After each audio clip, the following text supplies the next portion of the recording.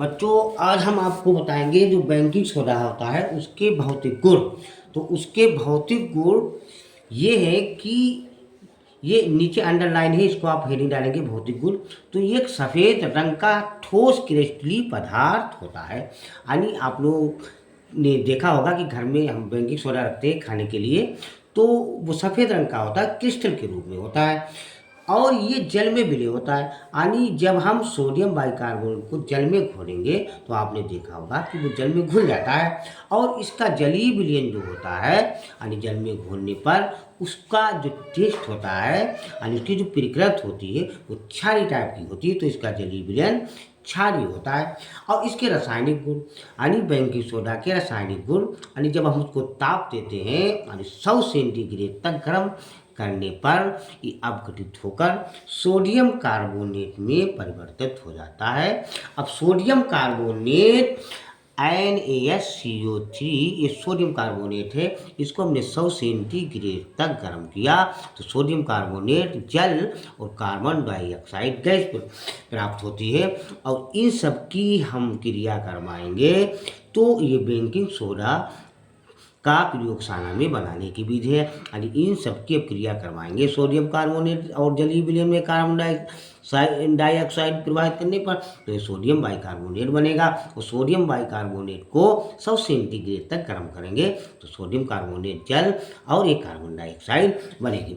तो sodium bicarbonate का सूत्र होता है NaSCO3, लेकिन बैलेंसी के लिए Na के 2 थे इसलिए हमने यहाँ 2 लगा दिए तो सोडियम के 2 हो गए, यहाँ सोडियम के 2, क्योंकि परमाणु की संख्या बराबर होनी चाहिए। यहाँ ऑक्सीजन 3 है तो यहाँ ऑक्सीजन अब हो गई 6, क्योंकि 2 3 यहाँ 6, यहाँ कोई निशान नहीं तो गुणा का निशान। अब यहाँ ऑक्सीजन 3 और 1 4 2 6 तो ये इसकी बैलेंसी हो गई। अम्लों से क्रिया यानी जब हम अम्लों से क्रिया करवाते हैं, अम्ल क्या हमने आपको बताया था HCl CH3 COOH H2SO4 ये अम्ल है। तो अम्लों से जब क्रिया हम करवाते हैं बेकिंग सोडा की तो ये लवण और जल और कार्बन डाइऑक्साइड गैस प्राप्त होती है। अब दोनों तरफ हम बैलेंसी देखेंगे तो ये तो हो गई कार्बन डाइऑक्साइड और ये हो गया हमारा जल और ये हो गया जल, ये है कार्बन डाइऑक्साइड गैस। अब ये Na यहाँ सोडियम सिंगल, यहाँ भी सोडियम सिंगल है, यहाँ H2 है और यहाँ भी H2 है, यहाँ Cl सिंगल है, यहाँ Cl सिंगल है, यहाँ ऑक्सीजन के 1 और 2 3 है तो यहाँ ऑक्सीजन के 3 है, इसकी बैलेंसी ठीक है। यानी जब अम्लों से क्रिया हम सोडियम बाइकार्बोनेट की करवाएंगे तो लवण और जल और कार्बन डाइऑक्साइड गैस प्राप्त होगी।